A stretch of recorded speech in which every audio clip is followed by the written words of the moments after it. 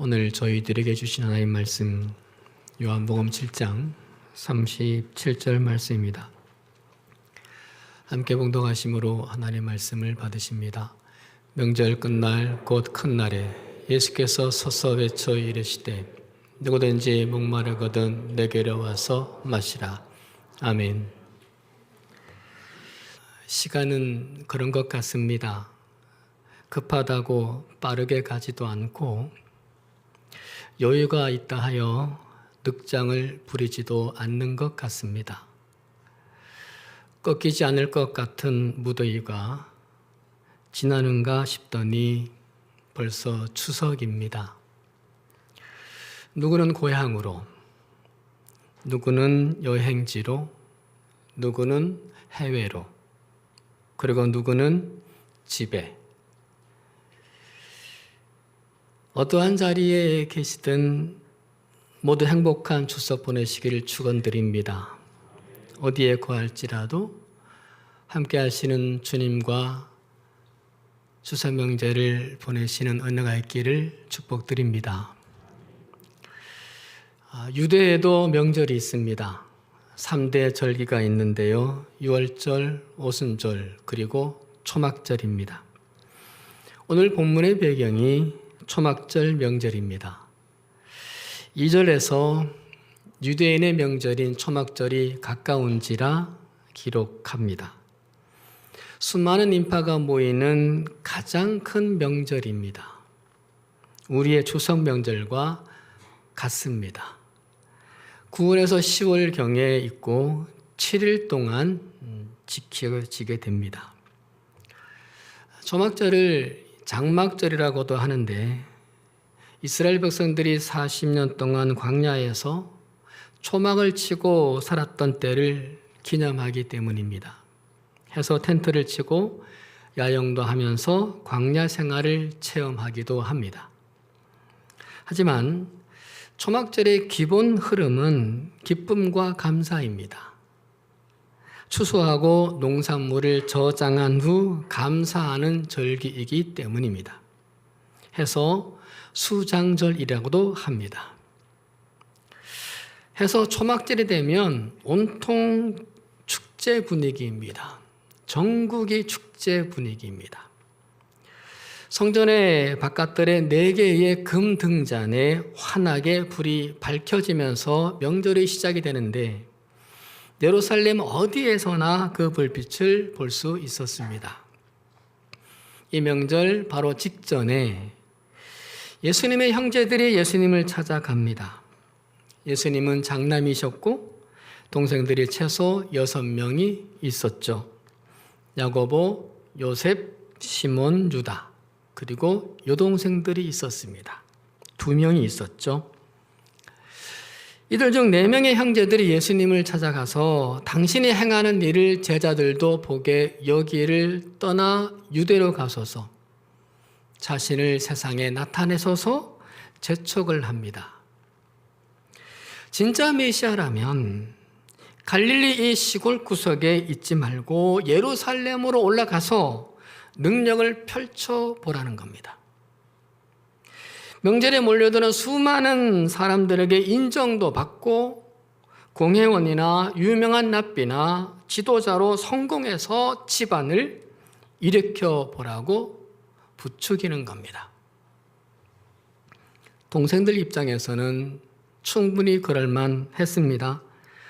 아버지 요셉 일찍 돌아가셔서 예수님이 아버지 격이었는데 그 역할을 하지 못했습니다. 메시아였지만 메시아라 하면서 집안에 전혀 도움은 되지 않았습니다. 동생들의 불만과 실망이 가득했죠. 그래서 형제들까지도 예수를 믿지 않았습니다. 때문에 동생들 말처럼 그렇게 하는 게 맞습니다.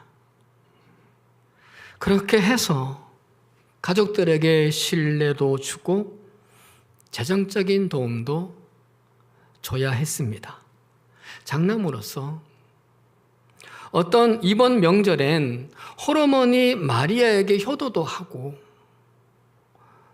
무시하는 동생들에게 장남의 면을 세울 필요성도 있었습니다. 근데 주님은 6절에서 내 때는 아직 이르지 아니하였거니와 말씀하시며 거절하십니다. 8절에서도 또다시 내 때가 아직 차지 못하였으니 재차 거절하십니다. 내가 예루살렘에 올라가는 때가 정해져 있는데 지금은 아니다 하시는 거죠. 두 번에 걸쳐서 연이어 반복하시는 것으로 보아 명절을 앞두고 원칙을 다짐하는 것처럼 보입니다. 이번 일이 처음은 아닌 것 같습니다. 그럼 예수님이 예루살렘에 올라가는 때는 언제인가요? 1년 반 정도 뒤입니다. 누가 그걸 정한 겁니까? 하나님이십니다. 예수님은 동생들이 왜 자기한테 그러는지 아셨습니다. 동생들에게 미안한 마음 당연히 있었겠죠. 해서 동생들의 요구를 들어주고 싶기도 하셨을 겁니다. 하지만 하나님이 정하신 선을 넘지 않으려고 합니다.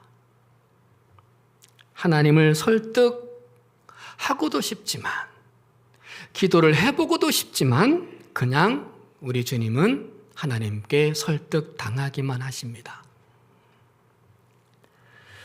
어머니와 동생들을 사랑하셨습니다. 하지만 그들의 뜻이 아닌 하나님의 뜻, 그들의 시간이 아닌 하나님의 시간에 맞추십니다. 감정적으로는, 인정적으로는, 그리고 상황적으로는 가족들의 요구를 들어주고 싶었지만, 그래야 할 것 같았지만 참으셨습니다.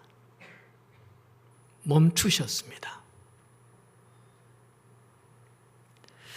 왜 그러셨습니까? 29절에 답이 있습니다. 내가 하나님에게서 났고 하나님이 나를 보내셨습니다. 주님은요, 당신을 하나님께 보냄받은 자로 말씀을 하십니다. 하나님께 보냄받아서 태어나셨고 하나님께 보냄받아서 지금 여기에 있다는 겁니다. 해서 모든 것을 보낸 분께 맞추십니다. 애초에 출발은 보낸 그분으로 말미암은 것이니 나의 삶의 시작도, 나의 사역의 시작도, 지금의 삶 또한 보내신 그분이 허락하신 것이기에 보낸 분의 기대, 보낸 분의 뜻에 맞추려고 합니다. 보내신 분이 책임질 것이니, 보내신 분이 도우실 것이니 힘들어도 그렇게 하려고 합니다. 고민이 되어도 그렇게 하려고 합니다. 그런데 여러분, 이번 명절에 주님이 예루살렘에 가셨나요? 안 가셨나요? 9절 10절을 볼까요? 이 말씀, 내 때가 아직 차지 못하였다, 이 말씀을 하시고 갈릴리에 머물러 계시니라. 안 가셨어요? 그런데 그 형제들이 이 명절에 올라간 후에 자기도 올라가시되 나타내지 않고 은밀히 가시니라. 예루살렘에 가셨습니다. 앞뒤가 맞지 않죠. 가족들을 속인 건가요? 아니었습니다. 두 가지를 생각할 수 있습니다. 하나는 예루살렘에 올라가시는 방법이에요. 동생들의 방법과 예수님의 방법이 달랐습니다. 동생들은 예수님이 공개적으로 화려하게 능력을 가지고 올라가시는 거였습니다. 그런데 예수님은 은밀히 가시는 거였습니다. 공개적으로는 1년 반 뒤 나귀를 타고 예루살렘에 입성하시는 겁니다. 호산나 호산나 할 때 그 길을 걸어가는 거였습니다. 또 하나는 목적입니다. 예루살렘에 가시는 목적이 동생들과 예수님이 달랐습니다. 동생들은 성공을 위해서입니다. 출세를 위해서였습니다. 다른 건 없습니다. 그런데 예수님은 아니었습니다. 말씀을 지키기 위해서였습니다. 이미 율법에서 절기를 지키라고 한 그 말씀 따르기 위해서 말입니다. 해서 은밀히 가셨어요. 그러니까 때가 아니라며, 내 때가 아니라며 동생들만 가라고 하심도 하나님께 맞추기 위함이었고, 뒤에 은밀히 가심 또한 하나님께 맞추기 위함이었습니다. 이 주님께 하나님께서 역사해 주셨어요. 1년 반 뒤에 형제들이 주님이 옳았음을, 그 맏형님이 옳았음을 인정하고 믿게 만드셨어요. 형제들이 주님을 따르는 자들로 만드셨습니다. 대표적으로 첫째 동생인 야고보는 야고보서를 쓰고, 막내 동생인 유다는 유다서를 써서 예수님을 자랑하고 예수님을 높이고 그 예수님을 증거하게 만드셨습니다. 형제들이 다 믿게 되었습니다.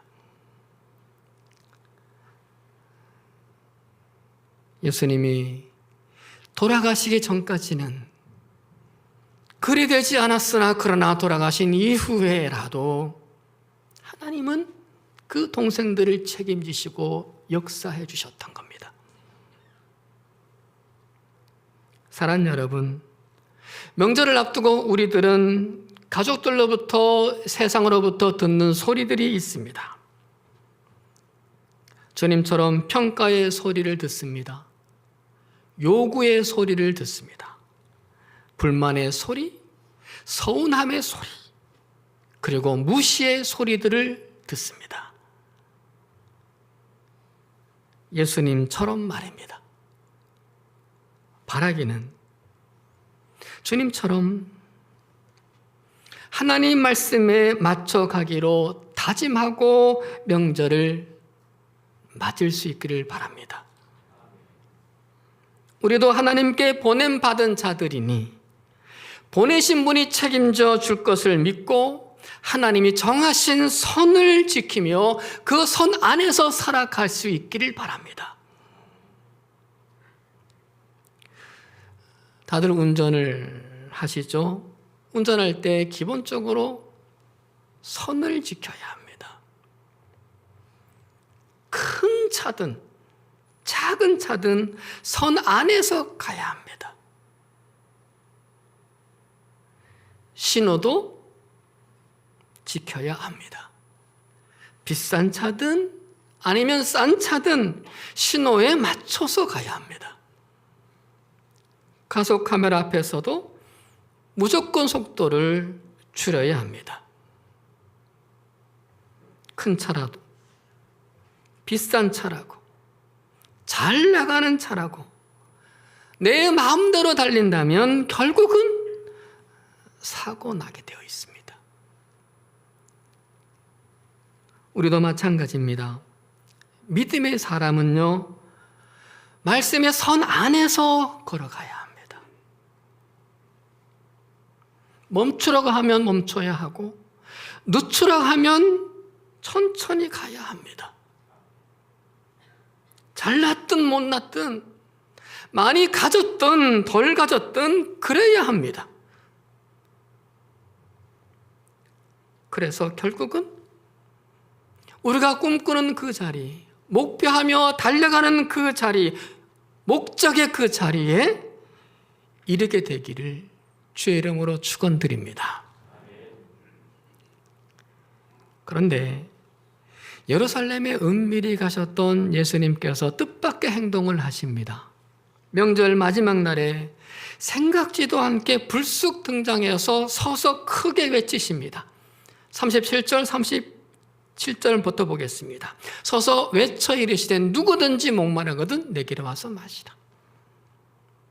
크게 외칩니다. 은밀히 가셨는데 나서서 서서 사람들 앞에 크게 외칩니다. 그런데 이 말씀을 초막절 명절 끝날에 하셨다는 게 중요합니다. 이스라엘 백성들은 초막절 명절하면 늘 생각하는 게 있습니다. 물입니다. 왜냐하면 이 명절에 중요한 행사가 있는데 물을 제단에 붓는 의식이 있기 때문입니다. 7일 동안 매일 아침마다 제사장들이 행렬을 지어 실로 한못에 가서 물을 길어 옵니다. 금으로 만든 항아리에 물을 잔뜩 담아와서 성전 제단에 붓습니다. 이것을 일주일간 매일 계속하면서 시편 78편 15절 말씀, 광야에서 반석을 쪼개시고 매우 깊은 곳에서 나오는 물처럼 흡족하게 마시게 하셨으며 노래합니다. 바로 이 물붓기 의식이 마지막 날에 주님께서 백성들이 보는 앞에서 누구든지 목마르거든 내게로 와서 마시라 말씀을 하셨는데, 너희 조상들이 광야에서 목말라 죽어져 갈 때 하나님께서 살리셨다. 반석에서 생수를 내서 마시게 하셨다. 그런데 지금은 그 반석이 나다. 누구든지 목마르거든 내게로 와야 한다. 내게로 와서 마셔야 된다. 라고 하시는 거죠. 이것을 바울이 고린도전서 10장 4절에서 그 반석은 곧 누구라? 그리스도라 설명합니다. 구약시대에 하나님이 반석을 쳐서 목마른 이스라엘 백성들을 살리시듯, 이제 신약시대는 하나님이 반석이신 예수님을 쳐서, 십자가에 쳐서 목마른 자들을 살리신다는 겁니다. 광야 같은 세상을 헤매는 자들을 살리신다는 겁니다. 주님께서 명절 마지막 날의 말씀을 이렇게 하시는 것은 한 주간의 신명나는 축제를 벌였지만 그들의 영혼에 있던 근본적인 목마름은 해소되지 않았음을 보셨기 때문입니다. 깊은 내면을 보셨습니다. 떠들고 놀았지만은 끝나고 났을 때 그들의 모습을 보셨어요. 명절의 축제가 끝난 뒤에 허탈감과 피곤기와 여전한 갈증을 보시고 안타까운 마음, 측은한 마음에 견딜 수 없어서 벌떡 일어나서 외치시는 겁니다. 누구든지 목마르거든 내게로 와서 마시라고요. 수고하고 무거운 짐진 자들을 부르심과 같이 목마른 사람들을 초청하십니다. 사랑 여러분, 명절 긴 연휴 동안 여러 방법으로 삶의 갈증을 푸실 겁니다. 고향, 가족, 친척, 친구, 여행, 오락, 그리고 쇼핑으로 삶의 목마름을 푸실 겁니다. 하지만 궁극적으로는 소금을 마시듯 될 겁니다. 곧 그 목마름은 다시 생겨나고 심해지기도 할 겁니다. 요한복음 4장에 나오는 수가성 여인이 그 증거입니다. 이 여인은 남편이 5이나 되는데도 목마름이 해갈되지를 않았습니다. 남편이 5이나 되는데도. 주님이 이것을 아시고 여인에게 내가 주는 물을 마시는 자는 영원히 목마르지 아니하리니 내가 주는 물은 그 속에서 영생하도록 솟아나는 샘물이 되리라 말씀을 하셨습니다. 추석 연휴가 끝날 때 오늘 본문 명절 끝에 주님이 하신 말씀, 누구든지 목마르거든 내게로 와서 마시라, 이 말씀을 떠올리시기를 바랍니다. 우리의 생명수는 우리 자신으로부터, 세상으로부터 나오는 것이 아니라 주님으로부터만 나오는 것임을 기억해 내시기를 바랍니다. 내 삶은 나로 말미암아 지탱되는 것이 아니라 주님을 통해서만 지탱된다는 것임을 생각해 내시기를 바라요. 명절의 끝에 분명히 있을 그 목마름, 그 목마름이 우리 안에 밀려올 때 말입니다. 해서 사슴이 시냇물을 찾기에 갈급함과 같이 내 영혼이 주를 찾기에 갈급하니이다, 이처럼 되어서 주님을 더욱 찾아가는 삶이 되기를 부탁드립니다. 주님을 더 원하며 주님을 더 부르시는 삶으로 살아가기를 부탁드립니다. 그래야 살 수 있습니다. 해서 시편 107편 9절의 노래, 주가 사모하는 영혼에게 만족을 주시며 줄인 영혼에게 좋은 것으로 채워주심이로다, 이 노래를 우리가 간증하며 찬송하게 되기를 주님의 이름으로 축복드립니다. 근데 여러분, 이상한 말씀이 있어요. 38절입니다. 나를 믿는 자는 성경의 이름과 같이 그 배에서 생수의 강이 흘러나오리라. 여기서 확인해야 될 부분은 그 배에서입니다. 그 배는 누구 배입니까? 주님의 배입니까? 아닙니다. 나를 믿는 자의 배입니다. 주님을 믿는 자의 배 말입니다. 주님은 분명히 자신이 생수의 근원임을 말씀하셨습니다. 생수는 주님으로부터 흘러나오는 것이라고 말씀하셨습니다. 그런데 38절에서는 주님을 믿는 자에게서도 흘러나온다고 말합니다. 이 말은 인간 안에서 생수가 저절로 자체적으로 흘러난다는 뜻은 아닙니다. 내가 주를 믿을 때, 내 마음에 주님을 모실 때 주님께서 내 안에 생명수를 공급하신다는 거죠. 그런 의미에서 이사야 58장 11절에서 믿음의 사람이 받는 축복을 이렇게 설명하십니다. 너는 물된 동산 같겠고 물이 끊어지지 않는 샘 같을 것이라. 그런데 오늘 말씀에서요, 성경의 이름과 같이 그 배에서 생수의 강이 흘러나오리라 했습니다. 성경의 이름같이, 성경에서 기록됨과 같이, 성경에서 쓴 바와 같이라고 하셨어요. 근데 문제가 있어요. 이 말씀이 그대로 나온 곳은 성경에 없다는 겁니다. 성경에 없습니다. 단 해석과 의미가 동일한 곳을 또 올릴 수 있는 말씀은 있습니다. 에스겔 47장이죠.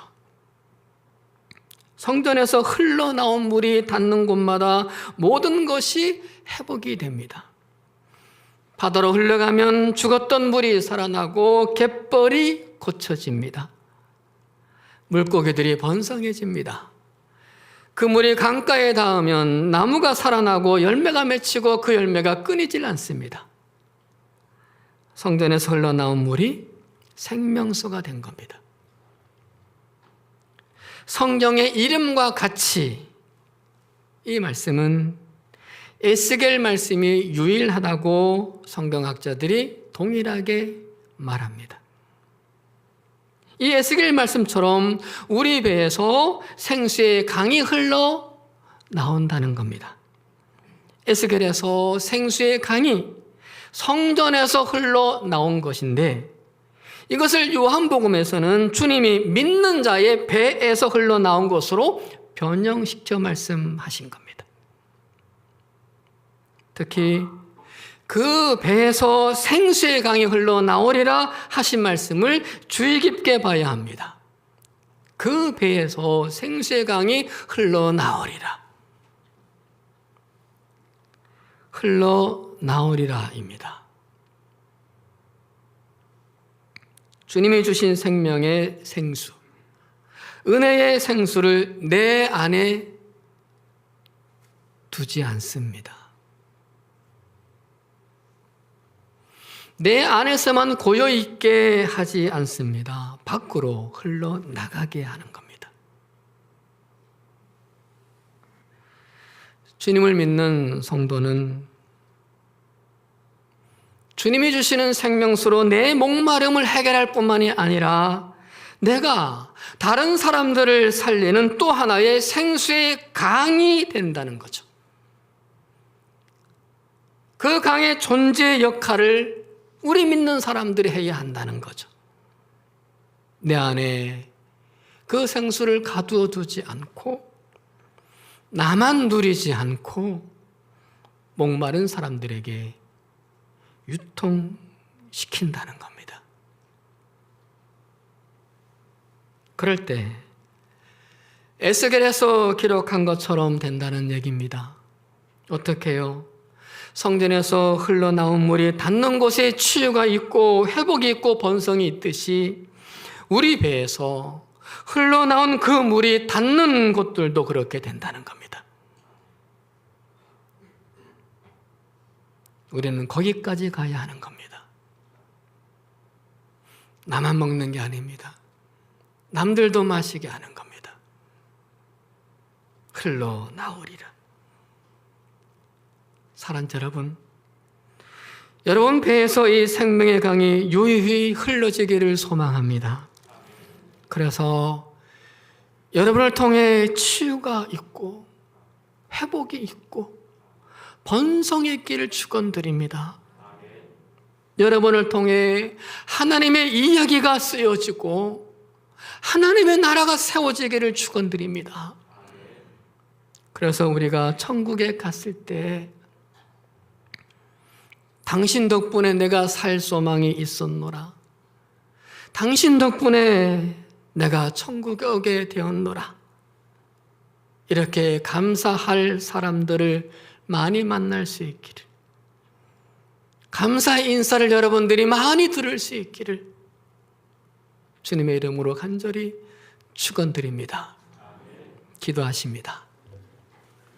하나님, 추석 명절을 앞두고 주님처럼 하나님께 맞춰서 살리라 다짐합니다.